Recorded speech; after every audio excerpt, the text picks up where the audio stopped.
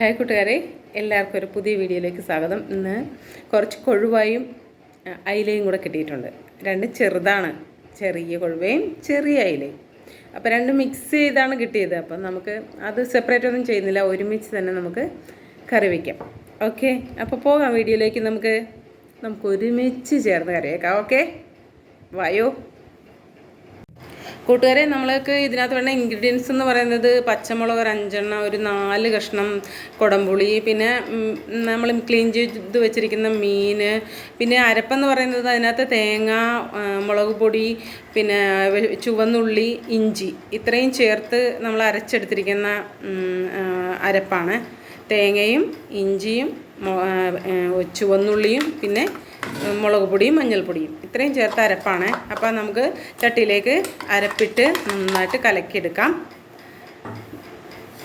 ഇഞ്ചിയും ചുവന്നുള്ളിയൊക്കെ ചേർത്ത് അരയ്ക്കുന്നത് കൊണ്ട് തന്നെ ഈ അരപ്പിന് നല്ല ടേസ്റ്റാണ്.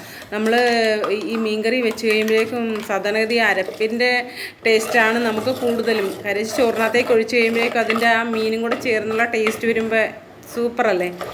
ഇത് ഉള്ളിയും ഇഞ്ചിയൊക്കെ കൂടെ അരച്ചിരിക്കുന്നത് കൊണ്ടേ അതിന് അടിപൊളി ടേസ്റ്റാണ്. പച്ചമുളക് നമ്മൾ അതിൻ്റെ കൂടെ അരയ്ക്കാഞ്ഞെന്ന് വെച്ചാൽ പച്ചമുളക് അരച്ച് കഴിഞ്ഞാൽ ഒരു പച്ച ചൊവ്വ, ഒരു എന്തോ ഒരു കുത്തൽ ചൊവ്വ പോലെ ഉണ്ടാവും.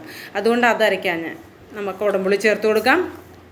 കുടംപുളിയുടെ അകത്ത് മണ്ണൊക്കെ ഉണ്ടാവും സാധാരണഗതി, അതുകൊണ്ടാണത് ഇങ്ങനെ ഓരോന്ന് വിധം എടുത്തിട്ടിട്ട് എന്നിട്ട് മാറ്റി. എന്നിട്ട് കഴുകിയെടുത്തതായിരുന്നു, എങ്കിലും ചിലപ്പോൾ നമ്മളെടുക്കുമ്പോൾ മണ്ണുണ്ടാകാൻ ചാൻസ് ഉണ്ടല്ലോ, അതുകൊണ്ട് അതങ്ങനെ എടുത്തത്. പിന്നെ നമുക്ക് വെട്ടി വെച്ചിരിക്കുന്ന ക്ലീൻ ചെയ്ത് വെച്ചിരിക്കുന്ന മീൻ ചേർത്ത് കൊടുക്കാം. ചേർത്ത് നന്നായിട്ടൊന്ന് ഇളക്കി ചേർക്കാം.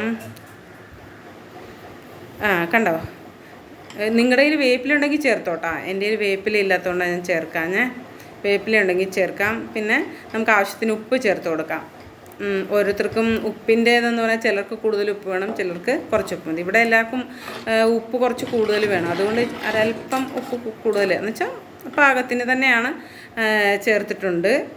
പിന്നെ നമുക്ക് ഇതെല്ലാം ചേർത്തതിന് ശേഷം നമുക്ക് അടപ്പ് വെച്ചിട്ട് ഒന്ന് മൂടി വെച്ച് കൊടുക്കാം. ഒരല്പം വെളിച്ചെണ്ണ, അല്പം വെളിച്ചെണ്ണ കൂടി ചേർക്കണം, അത് ഞാൻ പറയാൻ വിട്ടുപോയതാണ്. 1 സ്പൂൺ പോലും വേണ്ട, അത്രയും ചേർത്ത് നമുക്ക് അടച്ചു വയ്ക്കാം. അതിനുശേഷം എന്താ തുറന്ന് നോക്കുമ്പോൾ, തിളയ്ക്കുമ്പോൾ തുറന്ന് നോക്കാം. ഹായ്, നോക്കിയേ, അതിൻ്റെ കളർ കാണുമ്പോൾ തന്നെ നമുക്ക് കൊതിയാവും. ചൂടോടെ തന്നെ എടുത്ത് നല്ല ചൂട് ചോറിൻ്റെ കൂടെ കഴിക്കാൻ. ആഹാ, എന്ത് രസമാണ്. നോക്ക്, ആ പുളിയുടെ എല്ലാം ഇറങ്ങി ഉപ്പും പുളിയും ഒക്കെ പിടിച്ചു വരുമ്പോഴേക്കും അടിപൊളിയാണ്. വായോ, നമുക്ക് ചോറിനാം. ഇതാണ് അതിൻ്റെ ഫൈനൽ ലുക്ക്.